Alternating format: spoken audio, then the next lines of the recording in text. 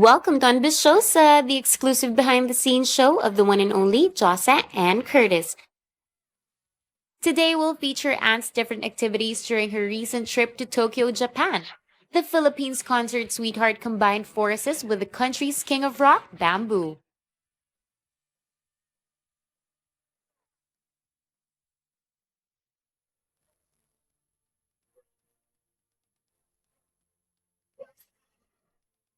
What's up, Madla Japan?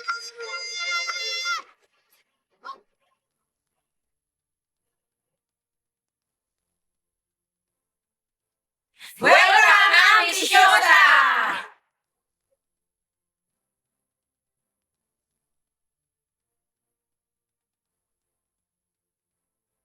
Yun nga lang, ginagawa ko. Alam naman namin tao.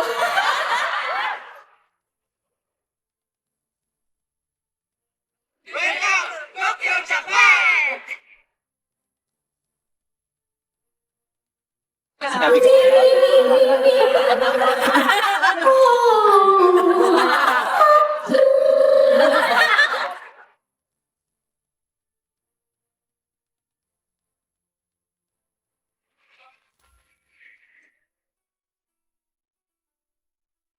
First up, Anne flew from Manila at NAIA Terminal 2 to Narita International Airport in Tokyo, Japan.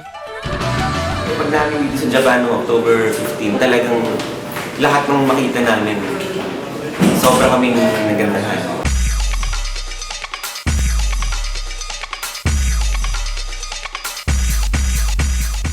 Siya talagang rock icon na dapat may katandem na isang icon din, na which is si Ann Curtis, na alam na natin na pamasa at saka talaga siya yung ng new generation na talagang kilala ng lahat.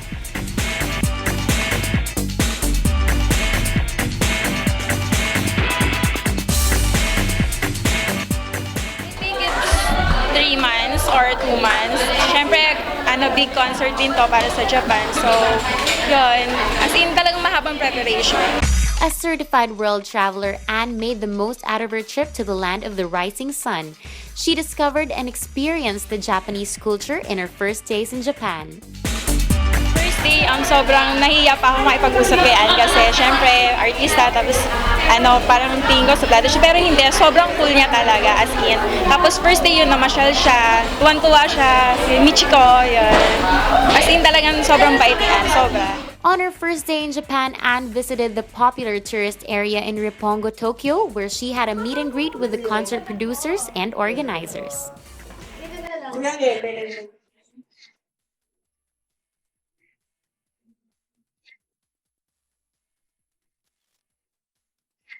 Saya-saya nun. Dumating kami ng wife ko doon, wala pa yung buong cast. So, tumambay muna kami sa labas. Tama-tama, pagdating ni Ann, ang saya-saya ng greeting niya sa amin. Oh, kuya, kamusta na? Napaka down to earth niyan. Tuwan-tuwa kami ng misis ko, tapos picture-picture. Yan. Nakakatuwa yan.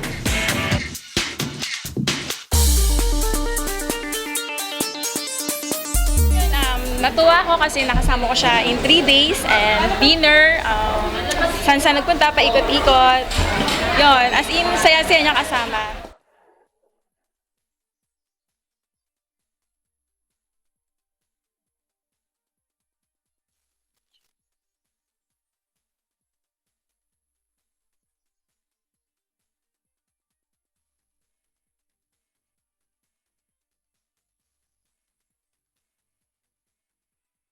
Hi, congratulations! Bye-bye.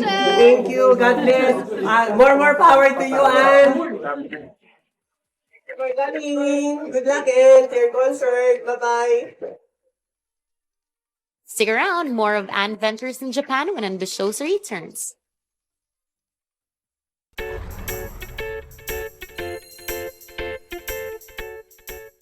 Welcome back to Ambisyosa. We're still with Anne as she explored more of Japan's interesting tourist spots. Actually, nagulat nga siya kumain kami sa Gompachi. Kasi kahit sinong artista na dinadala ni Worldcom sa concert namin, dinadala namin talaga sa Gompachi. Kasi nandito what is this? Nag-shoot si Kill Bill. Nagugulat sila pag Actually, kinuwento lang ni Ann, yung nakapunta na siya sa Gompachi. At, ewan ko kung dapat to sabihin, ang kasama niya doon yung kanyang boyfriend at New Year pa raw yun. At grabe daw, pumila sila ng ilang oras. Doon lang daw sila sa counter. At tuwan-tuwa siya at doon kami ulit kumain sa Gompachi.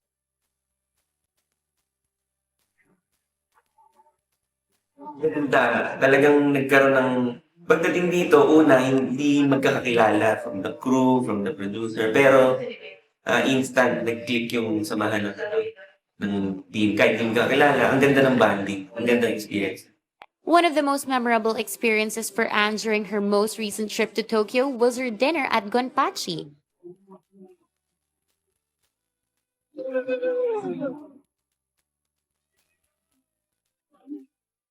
Yung alam mo na napakagandang bata na 'to at saka hindi siya low profile at nandun na tayo Inglesera pero kaya niya makipag-usap 'pag Tagalog ka, Tagalog din sasagot niya at 'pag nag-English ka, English din sasagot niya. At saka hindi siya yung dapat mo pang parang hindi actually artista, eh. Yung parang lahat, asistay talaga sa kanya. Hindi mo isipin na si Ann Curtis pa siya. Kasi parang kaibigan lang siya makipag-usap sa'yo. Kuya, saan mo nabili yan?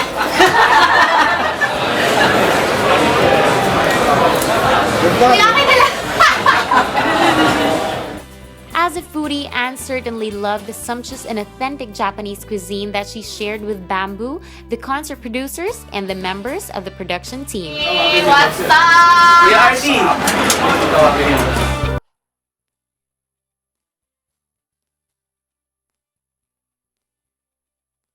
Actually, si Ann, lahat ng Japanese food gusto niyang kainin eh. Meron na siyang mga menu na like sushi, sashimi, katsudon, yakitori. Wala siyang hindi gusto sa Japanese food. It was a nice bonding time for everyone the night before the big show.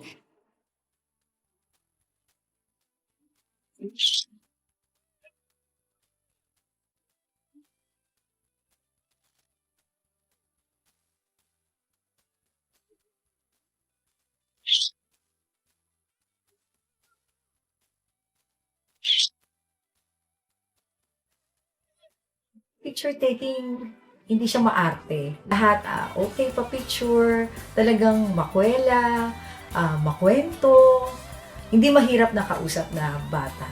Ayun, chikadora. Pamasang-masa talaga siya.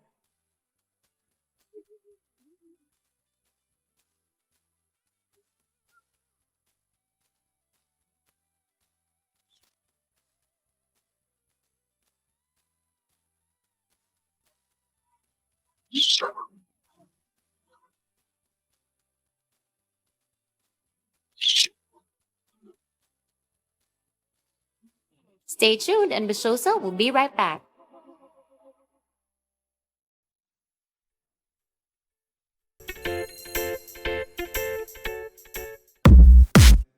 You're still watching Ambisyosa. Ang title ng show is Bamboo World Tour Concert 2014 with Ambisyosa Ann Curtis.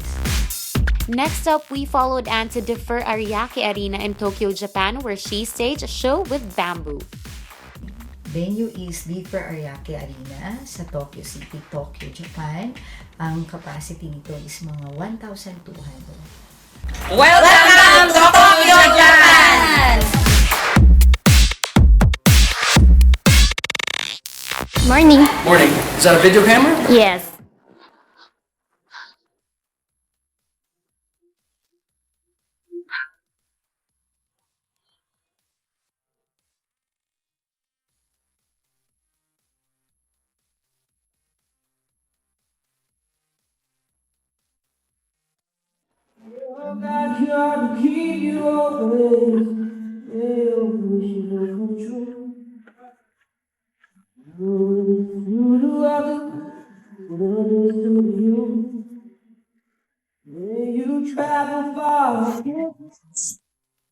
Ang bilis ng rehearsal nila Bamboo, pro na pro talaga at pati ang group nila talagang ang galing natapos nila ng maaga.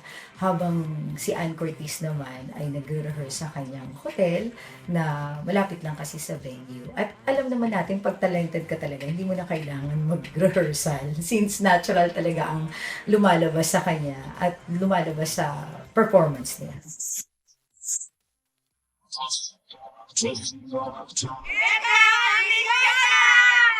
Ang mga tao talagang excited. Mga early 11 a.m., nag-aabang na sila lahat sa labas ng venue para humabol at bumili ng ticket. At ang mga sponsor naman natin ay abala sa kanilang mga pakulo at paghahanda sa kanilang mga groups.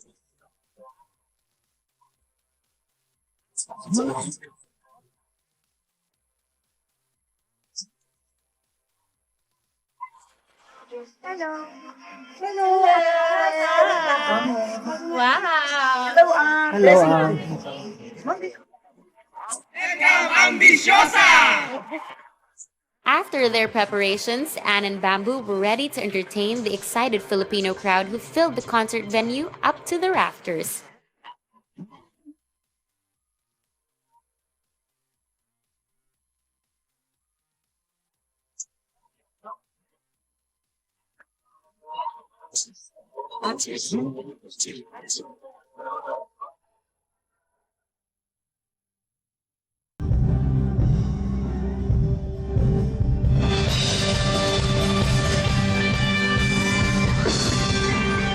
Sobrang saya, sobrang galing ng concert.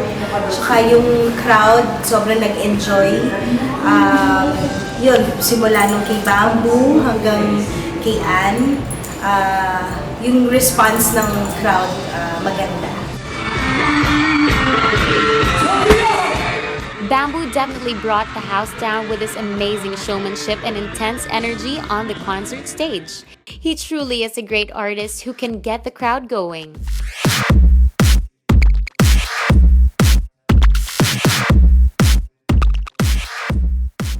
Okay, si Bamboo, pagpasok pa lang niya, talagang hiyawan na ang mga tao. At since si Bamboo malakas ang connect niya sa crowd, talagang lumalapit siya sa mga tao at buhay na buhay ang mga audience.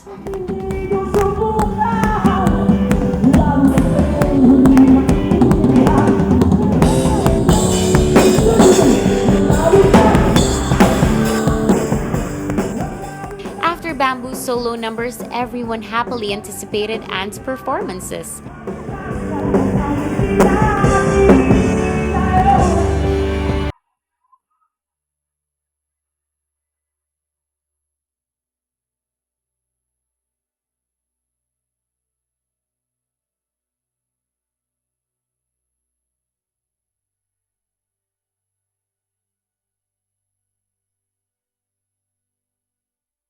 Yes, choice namin talaga si Anne. Kasi sobrang nakukulitan talaga kami. Tsaka gusto talaga siya ng masa dito sa Japan.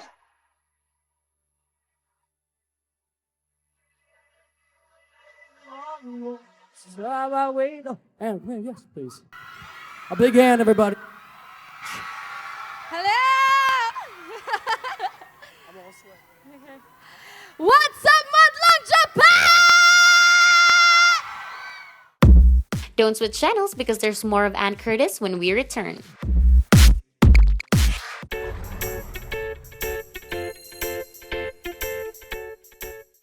We're back here in Ambisyosa. We're still with Anne at the concert venue where she guested for Bamboo's World Tour Live in Tokyo show. Talagang sobrang excited yung mga tao. Maraming Hapon ang nanood. Sa totoo lang, yung ibang mga Hapon pa ang mga nagyaya sa asawa nilang Pilipina na manood sa concert para makita ng live si Ann Curtis at syempre makapagpakuha ng souvenir photo sa kanya.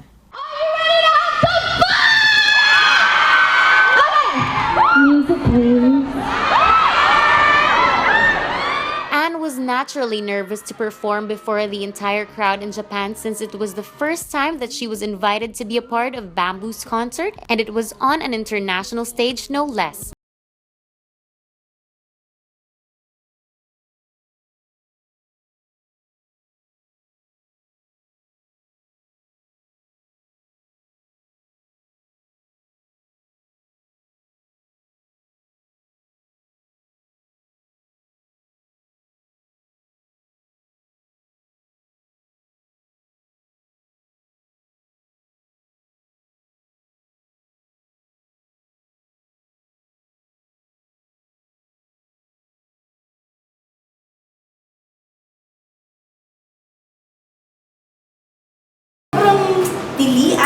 sigawan, tapos yun, nagustuhan talaga yung, ako personally, gusto ko yung mga kinanta niya.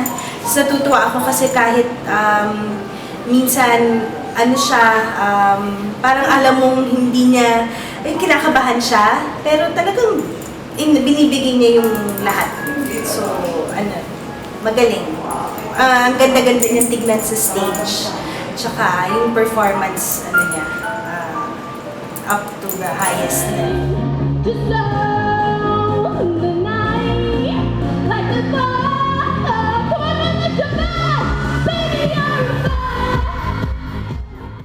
Anne's strong presence on the stage has added more sparkle and power to the concert.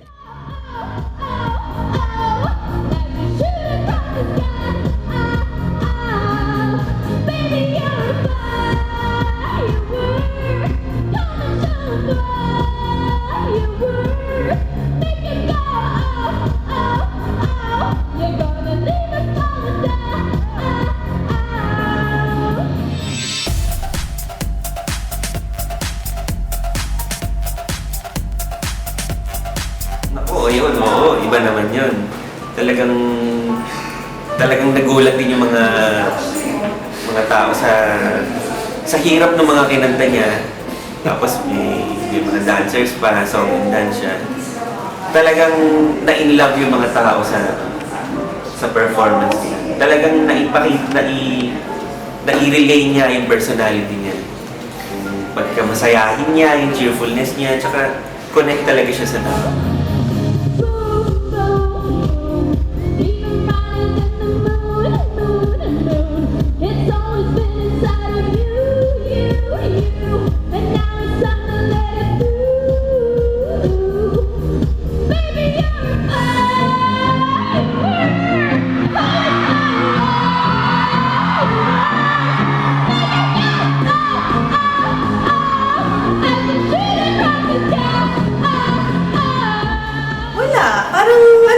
Ano naman sila, natuwa pa nga kasi siya totoo, yung kahit nagkamali, go on with the show, parang syempre the show must go on, tapos kaya niya talagang dalhin yung niya, yung minsan nagkakamali, pero tao lang naman, tsaka kaya niya, magaling siya mag-perform.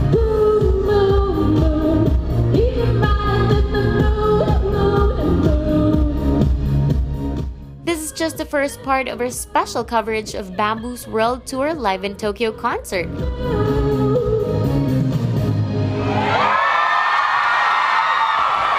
Ganda ng boses ko! Oh, from The Voice to the Philippines, ako naman ang The Noise ng The Philippines. Talagang hindi ko napansin yung pagpiyok niya kasi nakatingin naman ako sa mukha niya at sa suot niya. Sobrang ganda at glamorous si Anne sa damit niya. Catch the next episode and see how Anne rocked the Tokyo stage. That's it for now. Thanks for watching. Join us again next week only here in Ambisyosa. I have my first solo album. Platinum.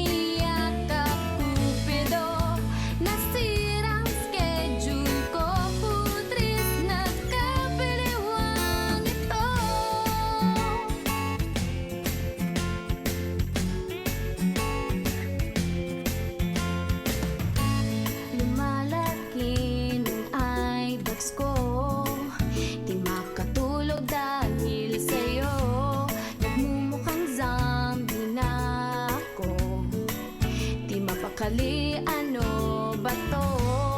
Sana lang mapapansin mo rin ang kagandahan kong ito. Hirap na kasi ang lola mo napaliw na ata sa mapapansin